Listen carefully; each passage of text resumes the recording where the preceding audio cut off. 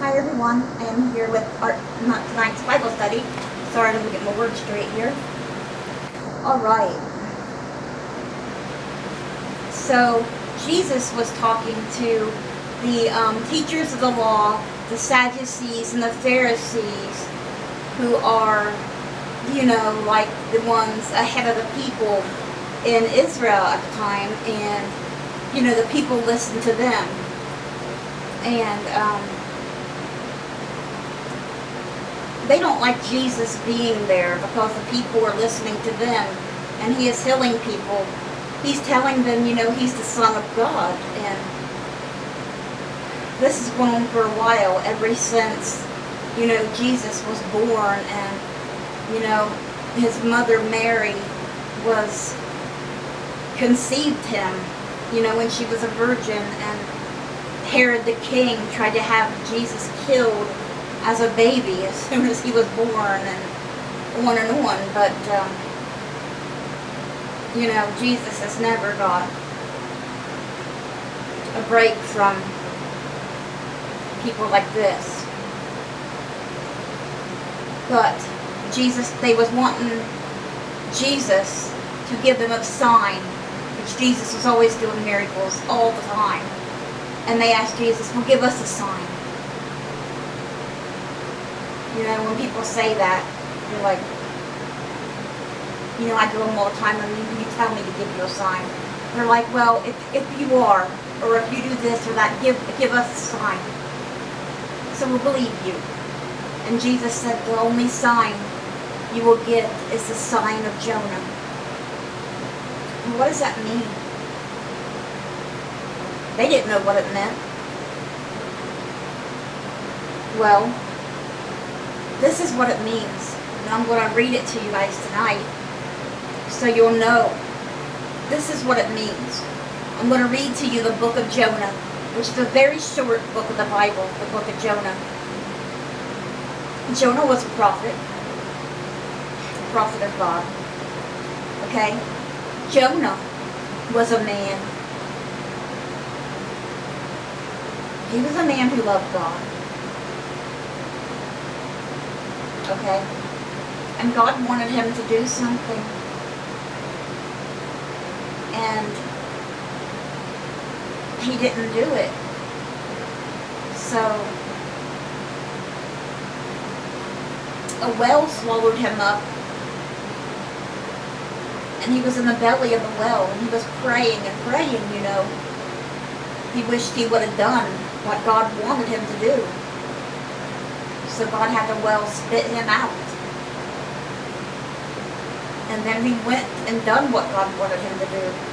Because he was scared of the place where God wanted him to go, or the people. Because they were so bad. He was in the belly of the well for 3 days. Keep that in mind. And then he went there. The people changed. Just like Jesus was crucified and he was buried and was resurrected. He was in the tomb, he was buried. He was dead for 3 days. He was buried for 3 days. That's like the sign of Jonah. Jonah was in the belly of the well for 3 days. And then God let him out. He came out alive from the belly of the well after 3 days. Jesus was in the tomb dead for 3 days, and then was resurrected, came out alive. That's what the sign of Jonah is. That's what Jesus is telling them. The only sign you will get is the sign of Jonah. He will be resurrected on the 3rd day, is what he's telling them. Just like Jonah came out alive on the 3rd day, he will come alive on the 3rd day. You see, the difference was Jonah was still alive in the well. He wasn't dead. But Jesus was dead and he come alive. That's what he's saying to them. Jonah came out, was alive, and I will be resurrected alive. That's the sign you will get, the sign of Jonah. Let me read you Jonah's story, so you'll know Jonah's story. Some people don't believe that he got swallowed up by a well and all that. They think it's a fairy tale. But it's true. Have you ever seen a well? They're huge. They're humongous. I seen a whale's heart on TV the other day that they got. The scientists got. The first whale heart that they got, they was trying to save. And it was 400 pounds. Just the heart of a whale. So if that tells you anything.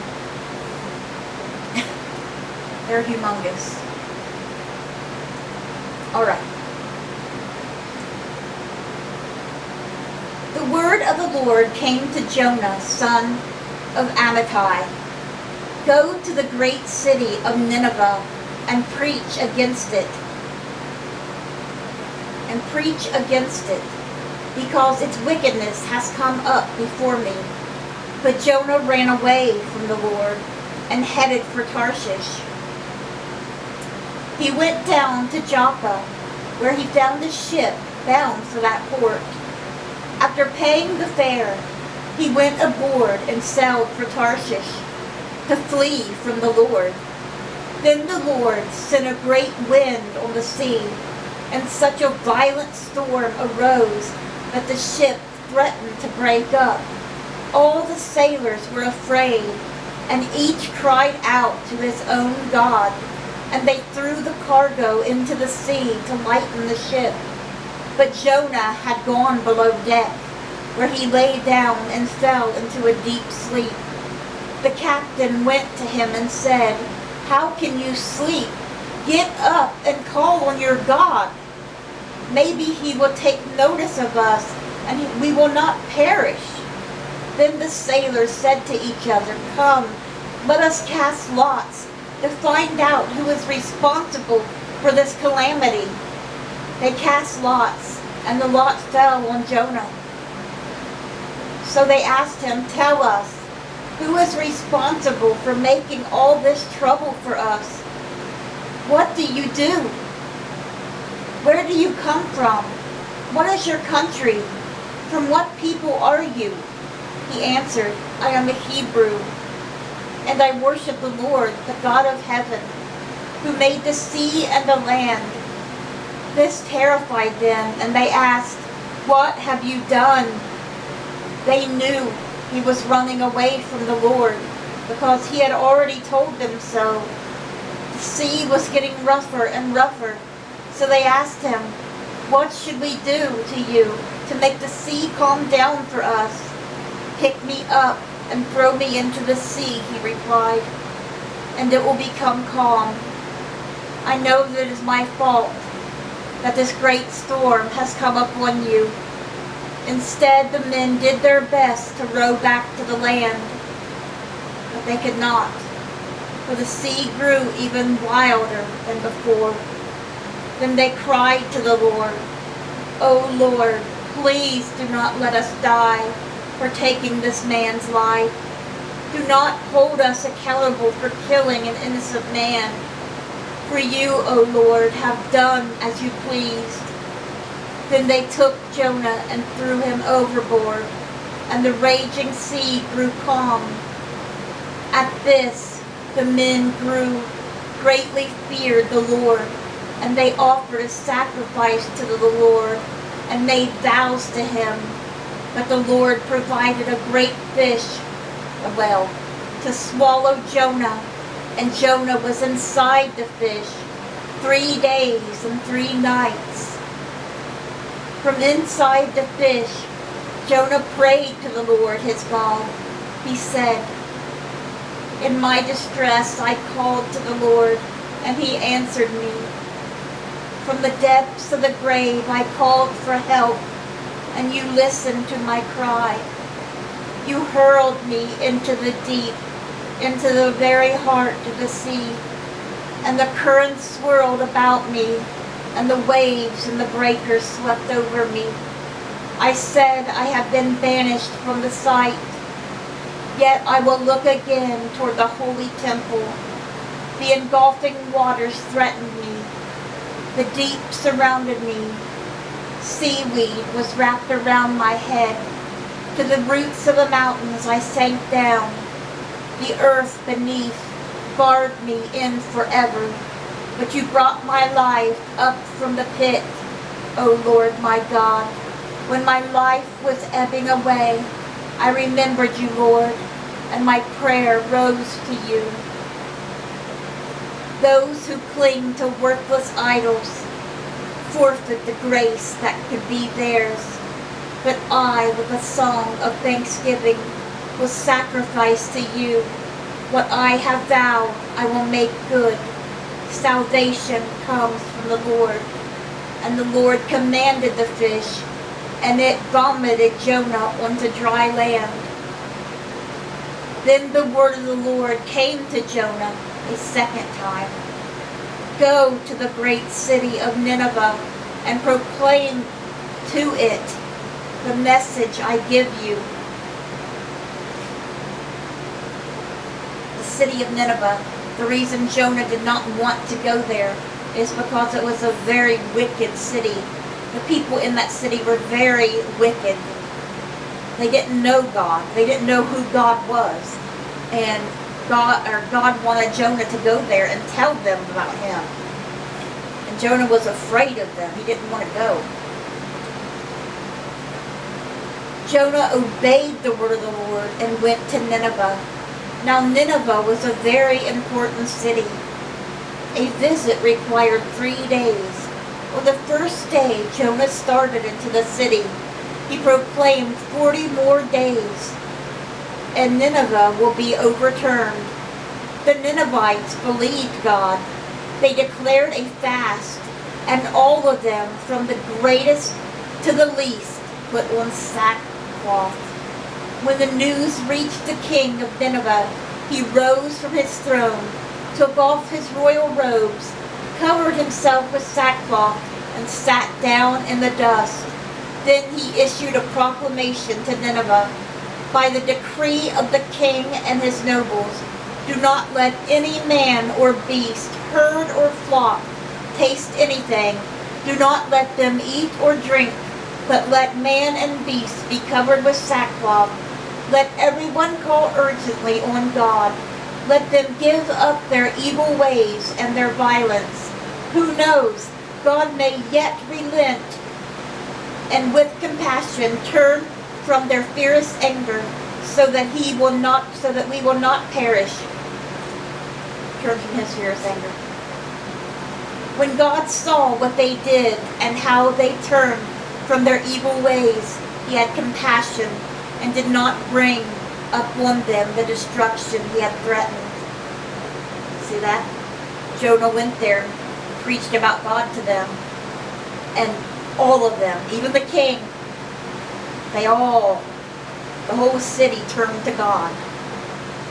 They all turned to God. The whole city. But Jonah was greatly displeased. He was mad because God made him go there. He was stubborn, like a little brat. But Jonah was greatly displeased and became angry. He prayed to the Lord, "O Lord, is this not what I said when I was still at home? That is why I was so quick to flee to Tarshish. I knew that you are a gracious and compassionate God, slow to anger and abounding in love, a God who relents from sending calamity. Now, O Lord, take away my life, for it is better for me to die than to live." But the Lord replied, "Have you any right to be angry?" Jonah went out and sat down at a place east of the city. There he made himself a shelter, sat in its shade, and waited to see what would happen to the city. Then the Lord God provided a vine and made it grow up over Jonah to give shade for his head, to ease his discomfort. And Jonah was very happy about the vine. But at dawn the next day, God provided a worm which chewed the vine so that it withered when the sun rose. God provided a scorching east wind, and the sun blazed on Jonah's head so that he grew faint. He wanted to die and said, "It would be better for me to die than to live. But God said to Jonah, "Do you have a right to be angry about the vine?" "I do," he said. "I am angry enough to die." But the Lord said, "You have been concerned about this vine, though you did not tend it or make it grow. It sprang up overnight and died overnight. But Nineveh has more than 120,000 people who cannot tell their right hand from their left, and many cattle as well. Should I not be concerned about that great city?" And that's the end. He was telling Jonah. Jonah was mad because God didn't destroy that city after he sent him all that way. He wanted him to go all that way to tell him about him. You know, and he thought, oh, well, he needs to destroy that city since I went through all this. He sent me all this way and he didn't destroy them. Saved all them people. Thought it was a waste of his time. And God gave him that plant and then destroyed it. You know, after it gave him shade. And Jonah thought he should die because he destroyed the plant. And God said, "And do you think all these people should die?" You know, he said, should he not be concerned? God's saying, should I not be concerned over, how many was it?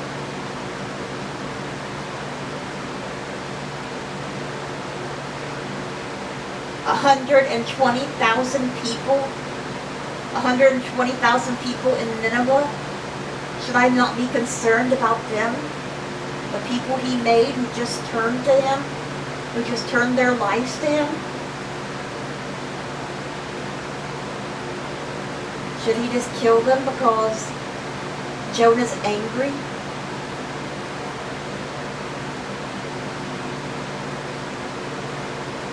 Jonah was just being a brat, you know. God tried to teach him a lesson with the plant. He had to teach him a lesson with the plant. And he did. With the plant. Now, if you want to watch a good, with your child, and my niece and I did, when she was little, if you want to, and it's really good as an adult too, I love them. If you want to watch a good cartoon, you can probably find it on YouTube. If you want to watch a good cartoon about a lot of these Bible videos, and they got one about Jonah that is really good, that describes it really well. Watch VeggieTales, is that what they're called? Those little vegetables. Watch VeggieTales, they're really good. And they got one of the Book of Jonah. It's really, really good. Me and my niece watched it. We used to watch a lot of them. We watched Joseph, but it wasn't VeggieTales. We watched a lot of the cartoons from the Bibles. They were really, really good.